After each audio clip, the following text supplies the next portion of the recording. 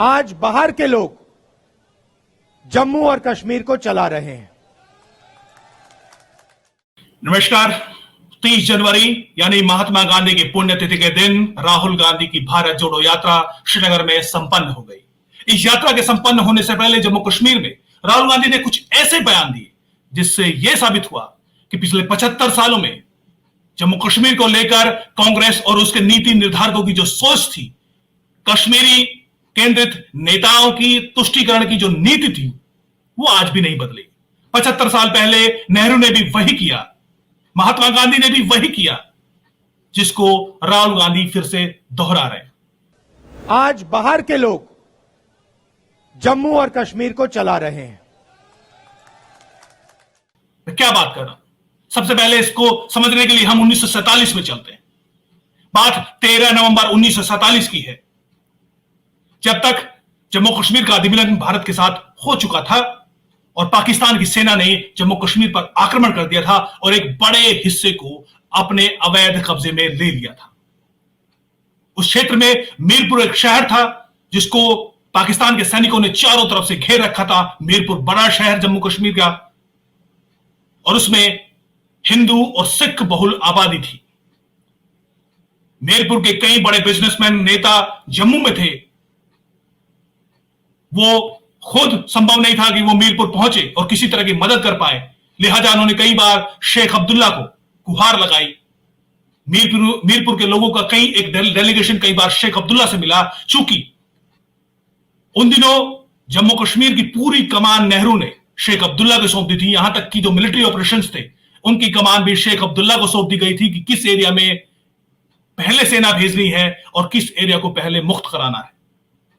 लेकिन शेख अब्दुल्ला से मीरपुर के लोगों को कोई मदद नहीं मिली, लिहाजा 13 नवंबर 1947 को एक डेलीगेशन जम्मू से, जिसमें बहुतायत में मीरपुर के लोग थे, वो दिल्ली पहुंचा। इस डेलीगेशन में जम्मू के एमएलए प्रेमनाथ डोगरा भी थे, मीरपुर के एमएलए रामलाल चौधरी थे। इस डेलीगेशन को जम्मू कश्मीर के प्रधानमंत्री मेहरचंद महाजन लीड कर रहे थे। वो सबसे पहले आकर नेहरू से मिलने पहुंचे। नेहरू ने सबसे मिलने से मना कर दिया और वो सिर्फ मेहरचंद महाजन से मिले, और उनको भी नेहरू ने टका सा जवाब दिया कि जो मदद करेंगे शेख अब्दुल्ला करेंगे। डेलीगेशन परेशान हुआ, हताश हुआ। उसके बाद वो वल्लभ भाई पटेल से मिले। वल्लभ भाई पटेल ने कहा कि चूंकि जम्मू कश्मीर का पूरा मसला सीधे नेहरू संभाल रहे हैं, लिहाजा वो इसमें सीधे सीधे कोई दखल नहीं दे सकते। उसके बाद वो डेलीगेशन को लगा कि शायद महात्मा गांधी कोई मदद करे, वो कुछ दबाव डालें तो शायद नेहरू का दिल पिघल जाए। 13 नवंबर 1947 को यह डेलीगेशन महात्मा गांधी से मिलने पहुंचा, लेकिन यहां भी महात्मा गांधी ने कुछ ऐसा टकासा जवाब दिया। महात्मा गांधी ने कहा कि मीरपुर की तरफ सेना को इसलिए नहीं भेजा जा सकता क्योंकि वहां पर तो भारी बर्फ पड़ी हुई। मीरपुर के लोग हैरान थे। उन्होंने कहा कि मीरपुर में तो बर्फ पड़ती नहीं है। इस पर महात्मा गांधी सपका गए। उन्होंने कहा कि नहीं, मीरपुर में बर्फ नहीं पड़ती, लेकिन जो मीरपुर को जाने वाला रास्ता है वहां पर चूंकि बर्फबारी हो चुकी है, लिहाजा भारत की सेना उधर नहीं जा सकती। मीरपुर के लोगों ने कहा कि उस रास्ते पर भी कई ऐसे रास्ते हैं जहां पर बर्फबारी नहीं होती। मीरपुर में भारत की सेना को भेजना संभव है। लेकिन अंततः महात्मा गांधी ने भी कहा कि नेहरू से मिलिए, शेख अब्दुल्ला से मिलिए, और अपना पीछा छुड़ा लिया। नतीजा यह हुआ कि मीरपुर तक कोई मदद नहीं पहुंची, जिसके नतीजे में 24-25 नवंबर 1947 की रात पाकिस्तानी सैनिकों ने मीरपुर में हिंदुओं व सिखों का वो नरसंहार किया जो आज तक नहीं भुलाया जा सका। मीरपुर के विस्थापित बाल्के गुप्ता ने अपनी book forgotten atrocities, memoirs of a survivor of the 1947 partition of India, इस बुक में बाल्के गुप्ता ने महात्मा गांधी की इस घटना का जिक्र किया है। इसके अलावा एक अन्य book, my Jammu and Kashmir 1947 a forgotten history by DM Gupta, उन्होंने भी इसी घटना का जिक्र अपनी पुस्तक में किया है। ये थे महात्मा गांधी। उन्होंने मीरपुर के विक्टिम्स की मदद करने के लिए कोई कोशिश नहीं की, बल्कि कश्मीर केंद्रित शेख अब्दुल्ला को तुष्टीकरण के लिए मीरपुर के नेताओं को मरने के लिए वापस भेज दिया। ये था 1943 में कांग्रेस और हमारे देश के नीति निर्धारकों का चेहरा, जिसमें महात्मा गांधी भी एक थे। आज 75 साल बाद कांग्रेस के युवराज राहुल गांधी भारत जोड़ने के लिए निकले हैं, लेकिन भारत जोड़ते जोड़ते जम्मू कश्मीर में जाते जाते उसी अलगाववादी सोच को पालते पोसते हुए नजर आए। सुनिए। पहले जम्मू के लोग व्यापार करते थे, जम्मू कश्मीर के लोग चलाते थे। आज बाहर के लोग जम्मू और कश्मीर को चला रहे हैं, और हमारा जो हक है, हमारी जो आवाज है, उसको एडमिनिस्ट्रेशन सुनता नहीं है। सारा का सारा ट्रेड बाहर के लोग कर रहे हैं, जम्मू कश्मीर के लोग देखते रह गए। वो कह रहे हैं कि जम्मू कश्मीर को बाहरी लोगों ने संभाल रखा है, बाहरी लोग।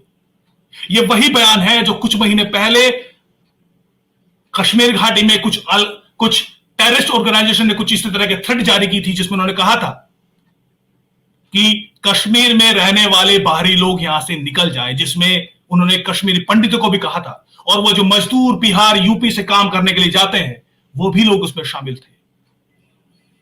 उन्होंने ये धमकी दी थी कि कोई भी बाहरी लोग आकर जम्मू कश्मीर में आकर जमीन ना खरीदे, वरना उनका अंजाम वही होगा जो पिछले 2022 में 2021 में आधा दर्जन से ज्यादा कई ऐसे बेकसूर मजदूर नॉन लोकल कश्मीरी मारे गए हैं, जो कि कश्मीर में रोजी रोटी कमाने के लिए जाते। ये वही सोच थी जिसको आज राहुल गांधी दोहरा रहे हैं।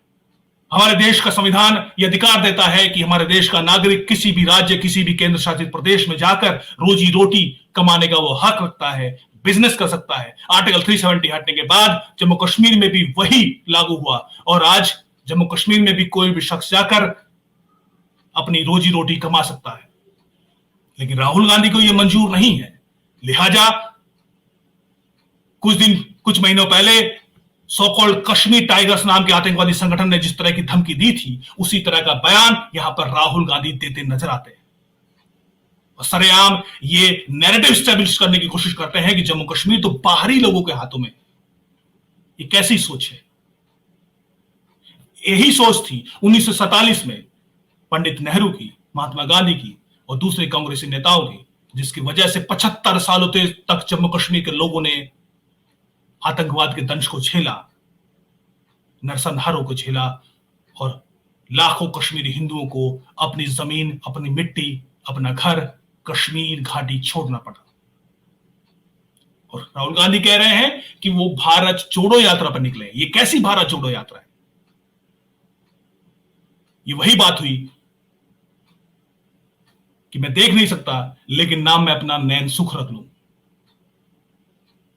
सिर्फ नाम रखने से भारत जुड़ेगा नहीं, आपकी सोच, आपके बयानों से जुड़ेगा। इसके अलावा भी कई बयान दिए राहुल गांधी ने। राहुल गांधी ने बयान दिया कि यहां पर गरीबों की जमीन छीनी जा रही है।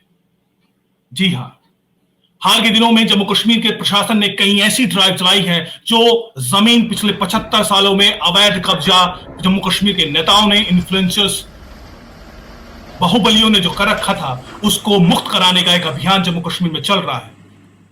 एक रोशनी एक्ट की जमीन थी जिसको जम्मू कश्मीर हाई कोर्ट के आदेश के बाद खाली कराया गया है, उसकी लिस्ट तैयार की गई है। इसके अलावा भी जो स्टेट लैंड है, जो इलीगली कब्जा किया गया है नेताओं के जरिए, बिजनेसमैन के जरिए, उस जमीन को मुक्त कराया जा रहा है।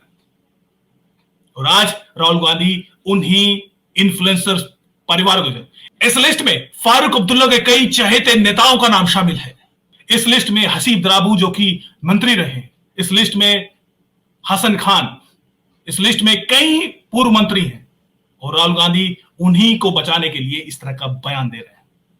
राहुल गांधी बेरोजगारी की बात कर रहे हैं। हिंदुस्तान में सबसे ज्यादा बेरोजगारी जम्मू कश्मीर में है, और जम्मू में है। राहुल गांधी ये नहीं जानते कि हाल ही में अगर वो आंकड़ों को देखे तो अनएम्प्लॉयमेंट के मामले में जो रेट है, उसमें अगर हम देखें तो जम्मू कश्मीर का नाम उन कांग्रेस शासित राज्यों से बेहद नीचे है, जिसमें राजस्थान का नाम है, जिसमें झारखंड का नाम है।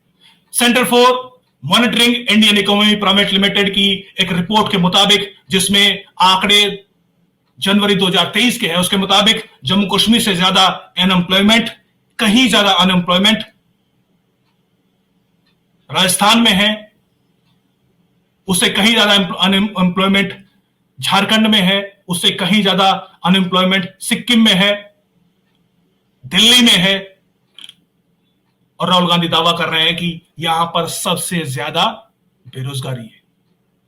सरकारी नौकरी के मामले में पर कैपिटा प्रति व्यक्ति अगर हम आंकड़ा निकालें तो सरकारी नौकरी के मामले में जम्मू कश्मीर सबसे आगे है। हां, चूंकि 75 सालों में यहां पर इस तरह का माहौल बनाकर रखा गया कि यहां पर इन्वेस्टमेंट नहीं हो पाया, यहां पर उद्योग नहीं लग पाए, उसके पीछे जम्मू कश्मीर में 370 था, वही अलगाववादी सोच थी जो यहां पर इन्वेस्टमेंट नहीं हो सकता था। यही वजह है कि जम्मू कश्मीर के लोगों को अपना घर छोड़कर देश के अन्य राज्यों में प्राइवेट नौकरी करनी पड़ती है। इसके पीछे आपके नेहरू जिम्मेदार है, कांग्रेस जिम्मेदार है। बहरहाल आर्टिकल 370 हट चुका है, आज ये सब अड़चन नहीं बची, लिहाजा आज क्या कुछ बदला ये खुद आप ही के सहयोगी और बार बार रंग बदलने वाले योगेंद्र यादव से सुनिए, जो उन्होंने लाल चौक पर कहा। वो खुद कह रहे हैं कि यहां पर कोई डर नहीं है, खुलेआम झंडा फहरा सकते हैं। ये बदला है जम्मू कश्मीर में, सुनिए। और यही वो लाल चौक है। वैसे इस पूरे इलाके को लाल चौक बोला जाता है, इस जगह को घंटाघर बोला जाता है, लेकिन भारत के बाकी लोगों की निगाह में ये लाल चौक है और ऐसा माना जाता है बहुत खतरनाक जगह है, यहाँ पे कोई आके मतलब तिरंगा नहीं लहरा सकता और ये सब बातें की जाती हैं। और आज आप देखिए ये लगभग उत्सव बन गया, तमाम लोग तिरंगे लेके घूम रहे हैं, अपने अपने तरीके से घूम रहे हैं। एक तरह का पब्लिक उत्साह है, उत्सव है। सिक्योरिटी फोर्सेस हैं, लेकिन किसी को डर नहीं है, किसी को ये डर नहीं है कि भी ऐसा झंडा लेके आया हूं जिसको देख के कोई मेरे को गोली मार देगा, कुछ होगा, कुछ नहीं है। मजे से सुबह से हम घूम रहे हैं, बिना प्रोटेक्शन के भी घूम रहे हैं, कहीं कोई डर नहीं, कहीं कोई दिक्कत नहीं।